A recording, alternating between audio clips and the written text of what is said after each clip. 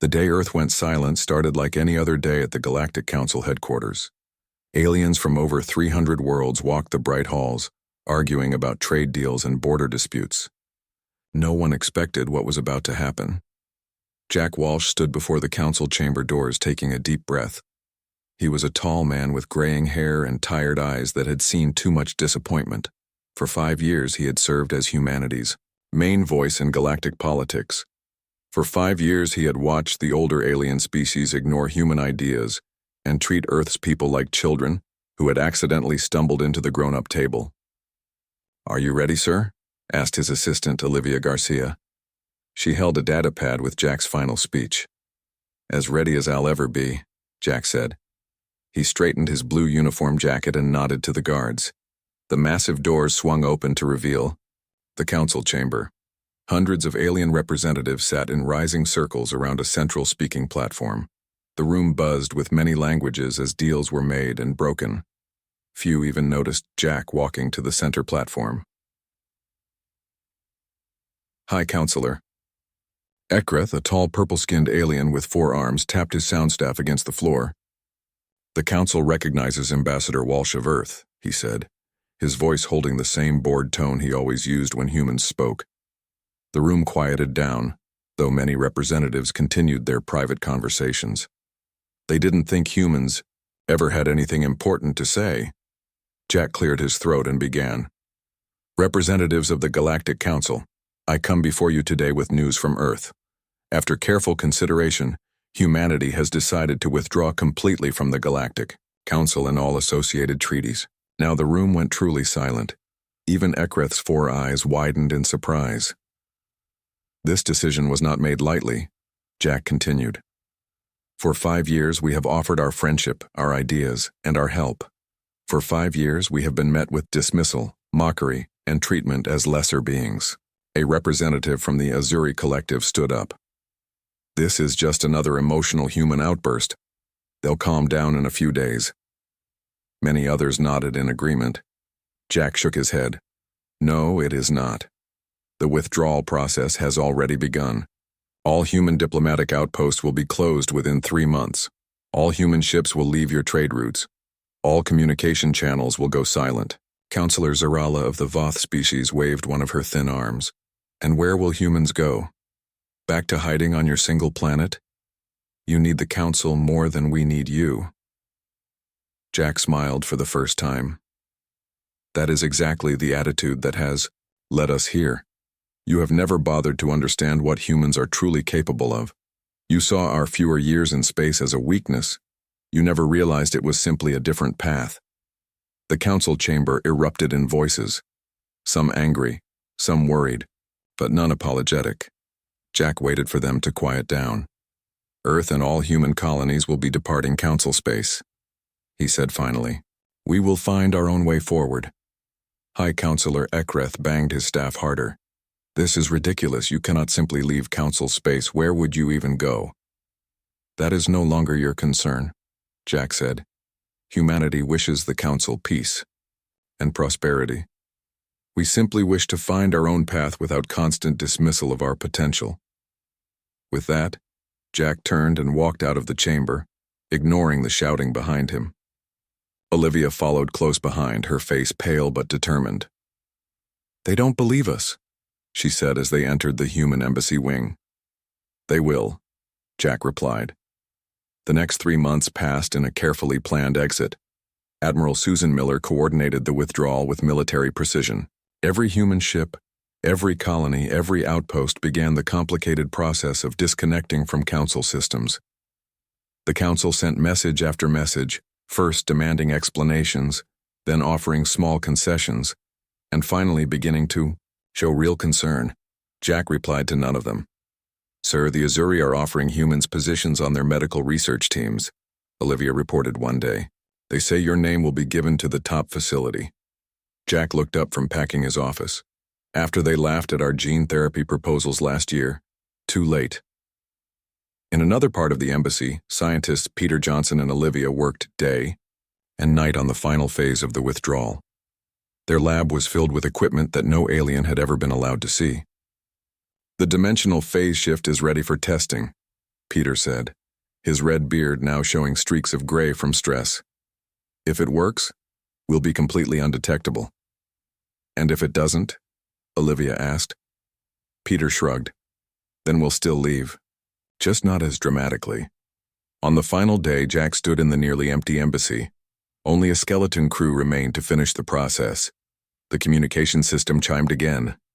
High Counselor Ekreth is demanding to speak with you, the system announced. Jack sighed and accepted the call.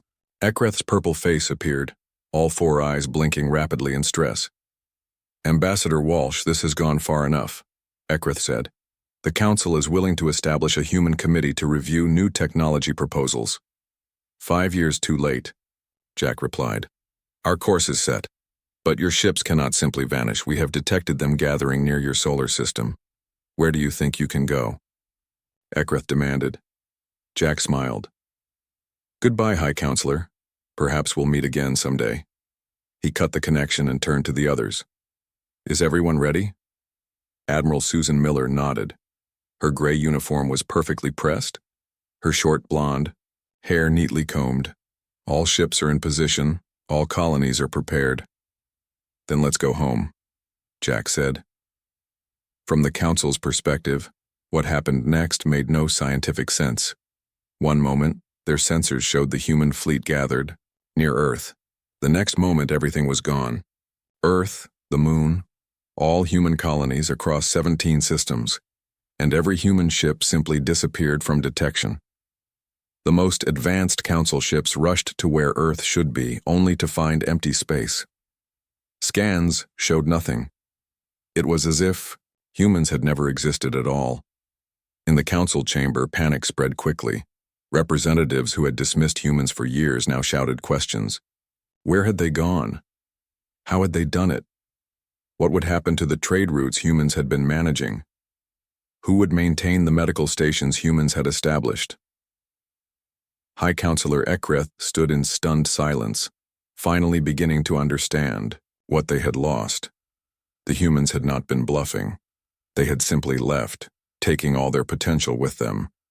And the galaxy would soon discover just how much they had depended on the species they had never bothered to truly respect. 6 months after the humans vanished, the Galactic Council began to understand what they had lost. What started as small problems had grown into serious troubles across many parts of space. Counselor Zarala stood in the empty transport hub on Station 14, once the busiest trading post in the sector. Now half the docking bays sat empty. The automated systems that kept ships moving smoothly had started breaking down 3 months ago. No one knew how to fix them properly. How bad is it? Asked her assistant. Zarala's thin gray fingers tapped against her datapad. Worse than we predicted. Trade is down 60% in this sector alone. The human-designed routing systems are failing faster than our engineers can understand them. She had never liked admitting when she was wrong. For years, she had dismissed human technology as crude and simple. Now her best scientists were struggling to understand how it worked at all. And the medical situation? Her assistant asked. Zarala closed her eyes briefly. The Azuri Collective reports 10,000 new cases of the blood plague. Their best doctors can't replicate the treatment the human researchers were developing. Back in the Council chambers, emergency meetings had become normal. Today, representatives from 17 different worlds argued loudly about food shortages. My world depends on grain shipments from the Centauri sector, shouted a blue-skinned delegate. Without the human terraforming systems, crop production has fallen by half. High Counselor Ekreth looked older than he had 6 months ago. His purple skin had faded to a dull lavender.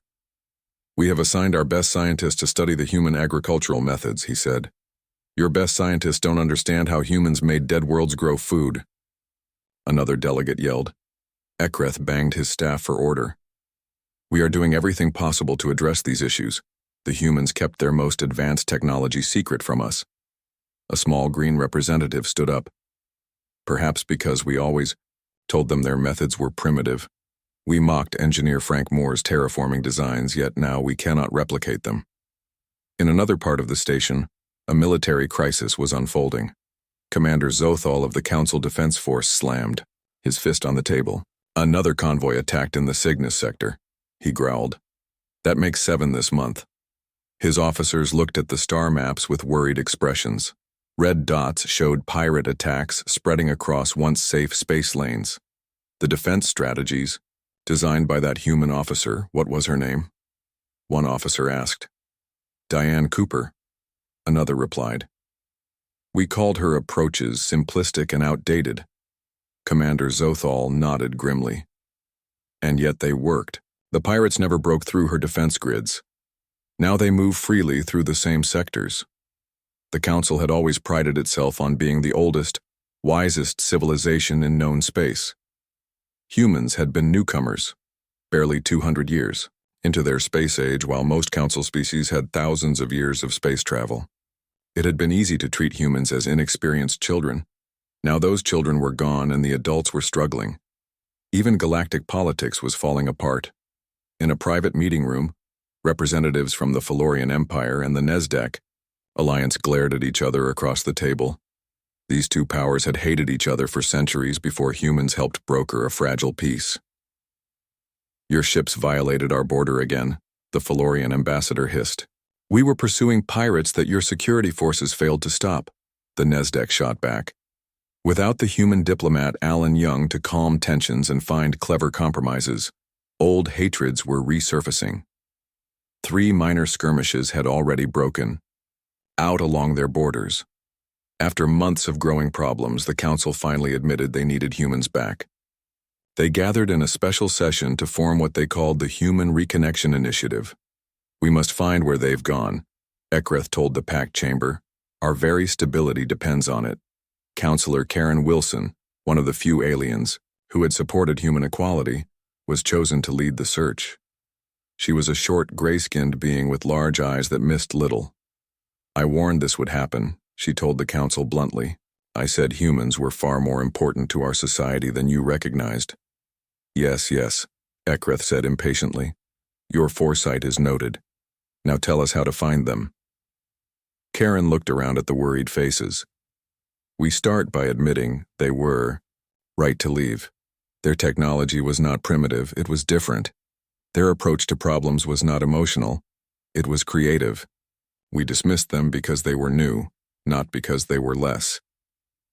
The Council authorized the most advanced tracking ships to search for Earth and the human colonies.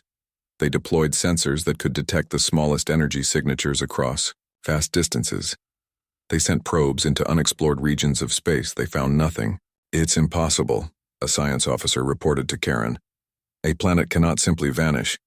Even with advanced cloaking technology, there would be gravitational effects, radiation traces, something. Karen studied the reports. Unless they found a way to shift slightly out of phase with our dimension. Remember mathematician William Taylor's final papers? The Council laughed at his theories about dimensional engineering. Those theories violated established physics, the science officer protested. According to whom?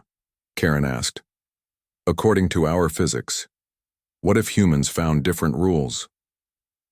Month after month, the search continued without success. The Council grew more desperate as their problems multiplied. Supply chains that humans had managed broke down completely. Medical treatments humans had developed couldn't be reproduced. Peace treaties humans had negotiated began to collapse. Then, a year after the disappearance, they found a clue. A trader reported meeting a human on a remote outpost near the edge of known space. The Council sent a ship immediately. They found George Sullivan living alone in a small trading post. He was an older man with a weathered face and careful eyes. He watched the Council representatives enter his simple home without surprise. Took you long enough, he said, pouring himself a drink. You're human, Karen said, stepping forward. We've been searching for your people for a year. George nodded. I know. I stayed behind to watch, to see if the Council would learn anything from our departure. We need to speak with your leaders, Ekreth said, his voice more humble than any human had ever heard it. The situation is becoming dire across Council space. George studied them for a long moment. You never bothered to understand what we were truly capable of. Now you're beginning to learn. Will you take us to Earth? Karen asked. Or at least carry a message? George considered this. I won't tell you where Earth is, but I might take a message, if it's worth delivering. Ekreth stepped forward, all four of his hands clasped in a gesture of respect. Tell them we were wrong. Tell them we need them. Ask them to return. George didn't smile, but something in his eyes softened slightly. I'll take your message. But don't expect a quick answer. Humans have found a new freedom away from the Council's limits. They won't give that up easily. As the Council representatives left, Karen turned back. Were you left here to watch us fall apart? She asked. George shook his head. I was left to see if you could learn to see us as equals. The message I bring back will determine whether humans ever return to Council space. For the first time, the mighty Galactic Council understood they were no longer in control. They could only wait and hope that humans would listen. George Sullivan kept his promise. He disappeared from the remote outpost the day after meeting with the Council representatives. The Council waited anxiously for a response, but for 3 long months, they heard nothing from the humans. During this time, the Council changed its approach. Rather than just searching for Earth, they began studying everything humans had left behind. Karen Wilson led this effort, gathering human research papers, technology, and even personal items abandoned during the hasty departure. What are we looking for exactly? Asked a NESDEC scientist as they examined a human research lab. Karen ran, her hand over a desk where mathematician William Taylor had once worked. Clues, patterns, anything that might help us understand how they disappeared and where they might have gone. The scientists discovered that in the months before leaving, humans had been researching unusual energy patterns. William's notes contained complex equations about dimensional folding that most Council scientists had dismissed as impossible. These calculations suggest a way to slip between dimensions, a physicist said, studying the formulas carefully. We always thought it was theoretical, but these look like practical applications. In another facility, they found notes from xenobiologist Maria Davis about unique traits in human biology. Her research suggested humans could perceive energy patterns other species couldn't detect. The Council had ignored her findings, considering them too fantastic to be credible. She was trying to tell us that humans have natural abilities we don't, Karen said, reading through the notes. They might literally see reality differently than we do. While the search teams worked, conditions throughout Council space continued to worsen. Food riots broke out on 7 worlds. 3 minor wars erupted between species whose peace treaties had fallen apart without human mediators. Medical stations were overwhelmed with patients suffering from diseases humans had been treating successfully. The Council chambers no longer rang with arguments and political maneuvering. Now representatives sat quietly, their faces showing worry and fear. We were fools, Councillor Zarala said during one somber meeting. We treated humans as children when they were simply different, not less advanced, just following a different path than our own. High Councillor Ekreth nodded slowly. In 300 years, they achieved what took most of us thousands. We should have seen that as remarkable, not primitive. The Council drafted a formal document they called the Reconciliation Accord. It offered humans full voting privileges in the Council, leadership positions in joint projects, and complete autonomy within Council space. It was an unprecedented offer that would have been unthinkable before the humans left. But how do we deliver it? Ekreth asked. We still have no way to contact them. Just as he spoke those words, the Council communication system activated on its own. The large screen at the front of the chamber flickered to life, showing the face of a human, woman none of them recognized. This is Engineer Nicole Roberts speaking on behalf of the Human Governance Committee, she said. Her dark eyes were serious but not unfriendly. We have received your message through George Sullivan. We are prepared to discuss the situation. Thea B. Council chamber erupted in excited voices. Ekreth quickly called for silence. We are grateful for this communication, he said, trying to keep his voice steady. We have prepared a formal proposal for your consideration. Nicole nodded. We will review it. Send it through this channel, which will remain open for 1 hour. The council transmitted the reconciliation accord immediately. Then they waited. Days passed with no response. Then weeks. Council members grew increasingly anxious. Meanwhile, Karen's research team made an important discovery. They found a way to detect traces of the dimensional shift the humans had used. It's like looking for footprints in sand after the tide has come in, the head physicist explained. We can see faint traces where reality was temporarily folded. Following these traces, council ships discovered an unusual energy pattern near what had once been the edge of human territory. It wasn't Earth, but it appeared to be a small human outpost that occasionally phased back into normal space. Karen led a small team to the location. They waited for 3 days before detecting the energy shift that indicated the outpost was becoming visible. It was a simple station with just a few buildings. Standing outside was a man in a plain gray uniform. He introduced himself as diplomat Steve Martinez. "We've been expecting you," he said calmly. "Your tracking technology is improving." Karen stepped forward. "We've been trying to understand what happened, how you disappeared, why you left." Steve gestured for them to follow him inside. In a small meeting room, several humans waited. Karen recognized scientist Laura Phillips, whose medical research had saved millions across council space. Beside her sat military commander Daniel Scott, whose strategies the council had often dismissed. "We've reviewed your reconciliation accord," Steve said once everyone was seated. "There has been significant debate among our people about how to respond." Laura leaned forward. "Some of us believe we should maintain complete separation. We've thrived without council restrictions. Others," Daniel added, "argue that isolation isn't sustainable long-term. The galaxy is too interconnected." Karen looked at each human face carefully. "What does your leadership think?" Steve's expression remained neutral. "Our committee is divided. Some see your offer as too little, too late. Others see an opportunity for a new beginning." Laura showed them images of human colonies thriving in their new dimensional state. "We've advanced more in 1 year than in the previous 10 under council oversight. Our technologies have developed in ways your scientists would find difficult to comprehend. Yet there are benefits to rejoining the galactic community," Daniel acknowledged, "with proper respect and recognition of human contributions." After hours of discussion, Steve finally stood. "We will send Dr. Richard Bell to the council with our formal response in 2 weeks. I can tell you now it will not be a simple yes or no." "What will it be?"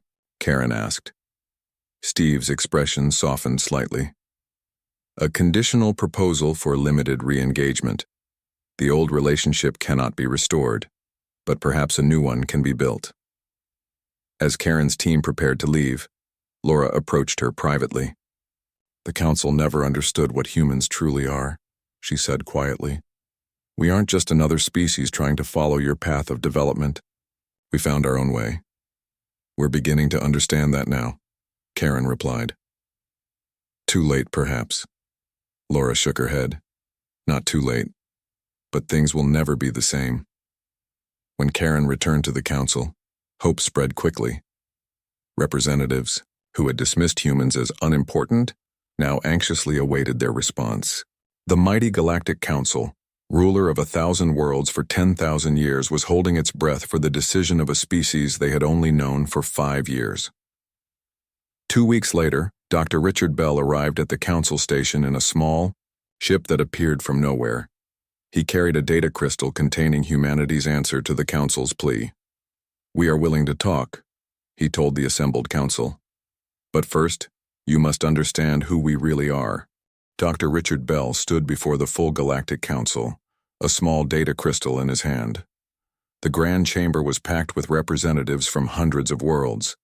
Even species that rarely attended council meetings had come to hear the human response. Richard was a tall man with kind eyes and gray hair. He had once been famous throughout council space for developing treatments for diseases that had plagued alien worlds for centuries. Now he looked at the assembled aliens with a measured gaze. "Before I share our formal response," he said, his voice carrying clearly through the silent chamber, "I must explain what the Human Governance Committee has learned during our time away. High Counselor Ekreth nodded respectfully. "We are prepared to listen, Dr. Bell." Richard activated a small device that projected images above the central platform. The images showed human colonies thriving in ways the Council had never seen before.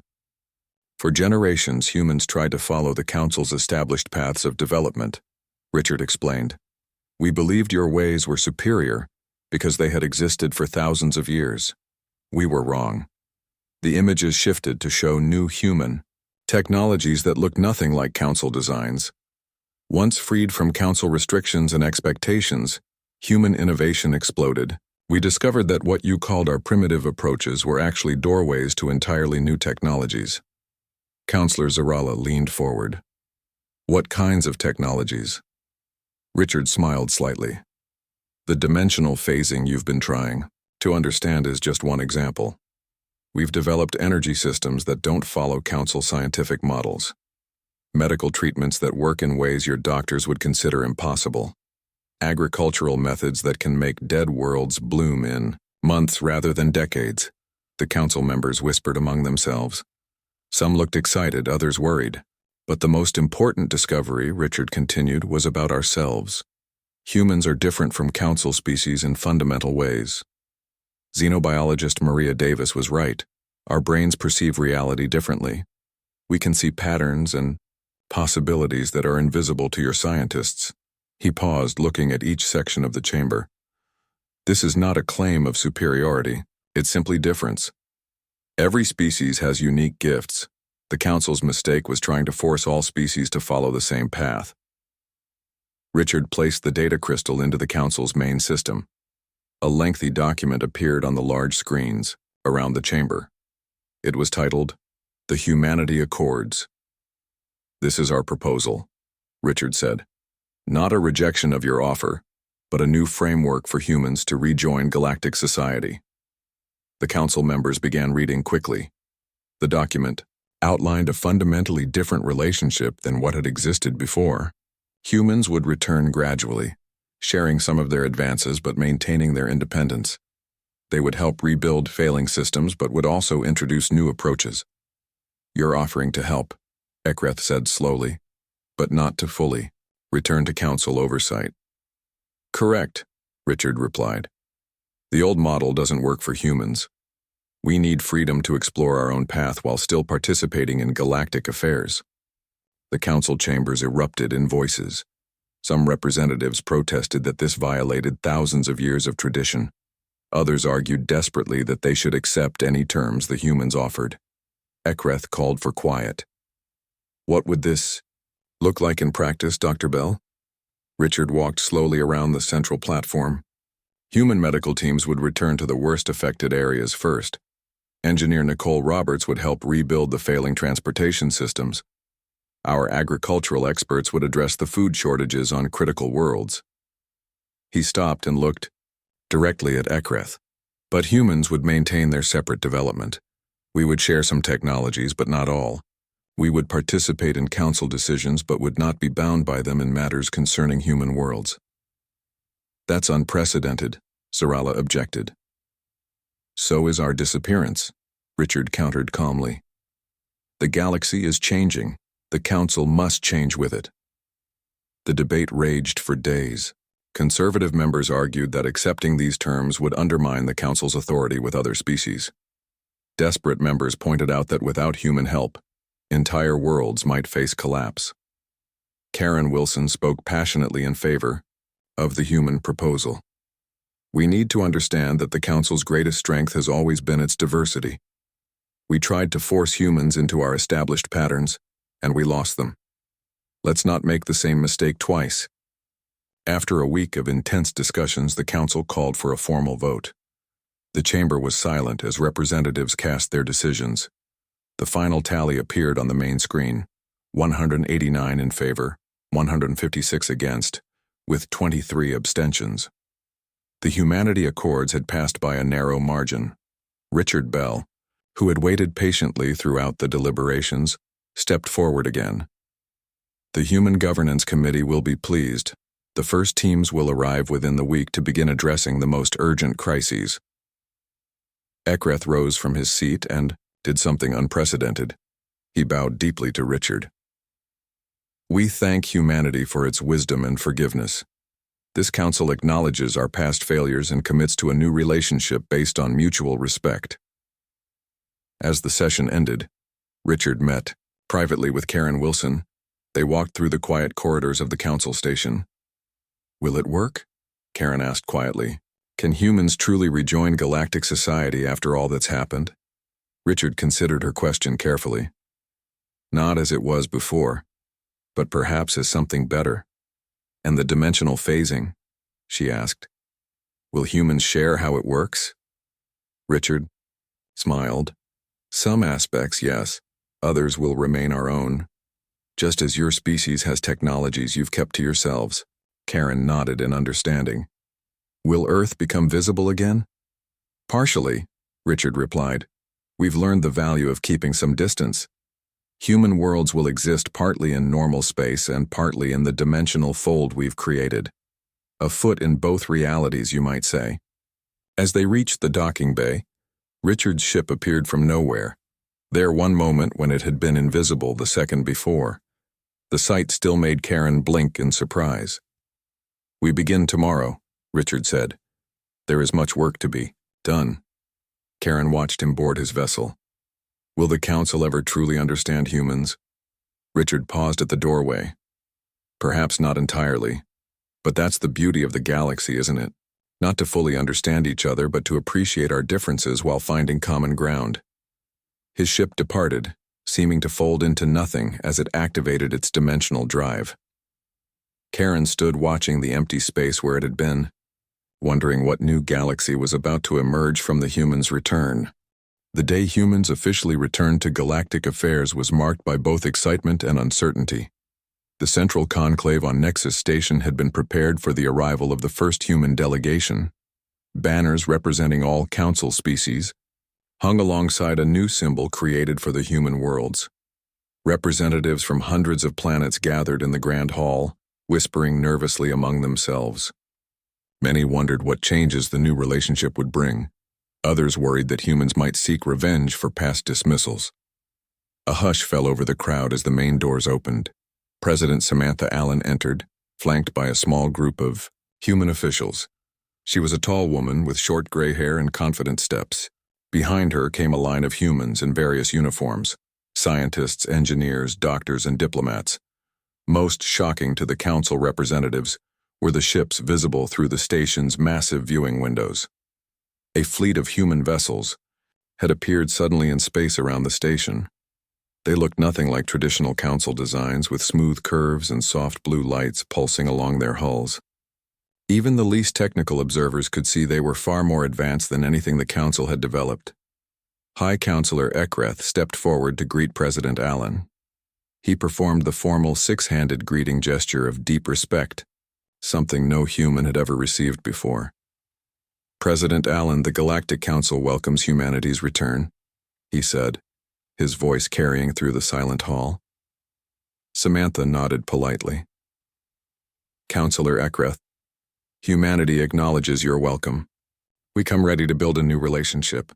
The formalities continued as the Humanity Accords were officially entered into the council records. Then the real work began. Engineer Andrew Phillips set up operations in the main transport hub. Within days, his team had repaired systems that council engineers had struggled with for months. But they didn't simply restore the old technology, they improved it. The old routing system was good, Andrew explained to the amazed council engineers. But it was built on outdated principles. Our new design incorporates dimensional awareness that makes it 10 times more efficient. The council engineers watched as human technicians installed equipment that seemed to bend the rules of physics as they understood them. How does it work? One alien engineer asked, studying the strange patterns on a control panel. Andrew smiled. I can teach you the basics. The deeper principles will take time for your scientists to understand. We see patterns in energy flows that your species perceive differently.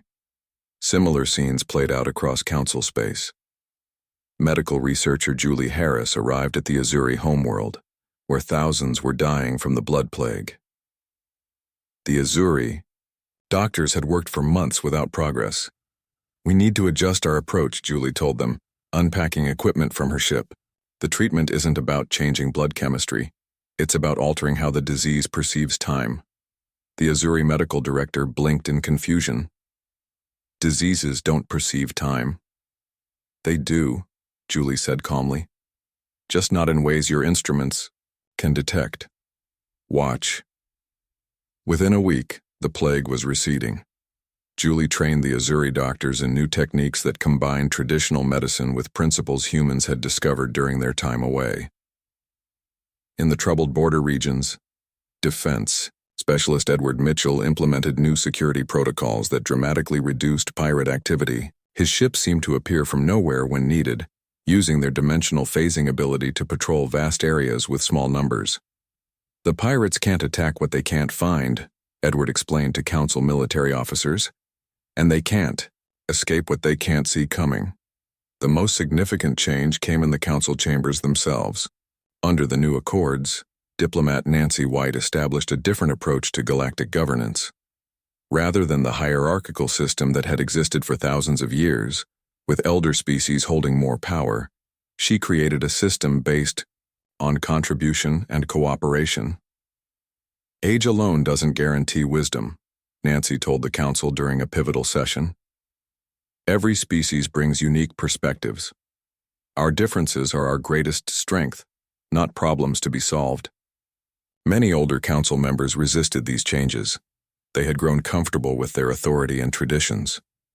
But as human innovation solved crisis after crisis, opposition gradually faded.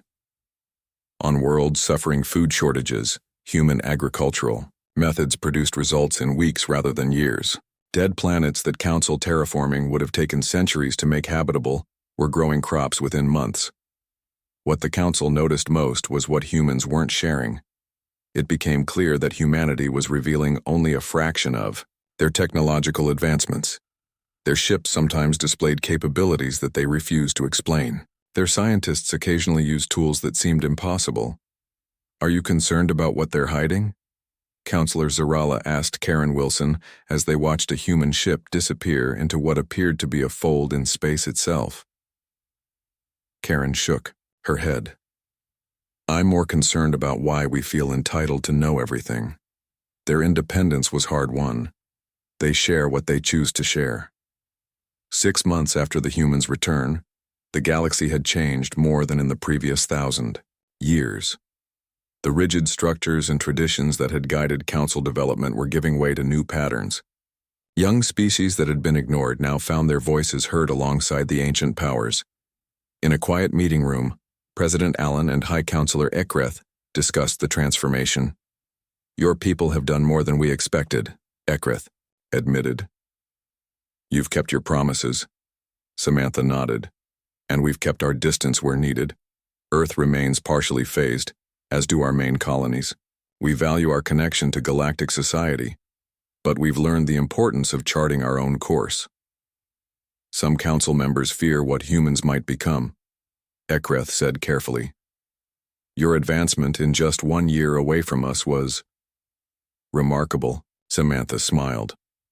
Fear of difference is what drove us apart originally. Let's not repeat that mistake. Humans don't seek dominance. We seek partnership on equal terms. As their meeting ended, Ekreth asked one final question that had been troubling many council members. President Allen, if we had recognized human potential from the beginning, would you have stayed? Samantha considered this thoughtfully. Perhaps. But sometimes separation is necessary for growth. The council needed to understand what it had taken for granted, and humans needed to discover who we truly are. She looked out the viewport where human and council ships now moved together through the busy space lanes. The lesson wasn't that humans are special. It's that every species has unique gifts.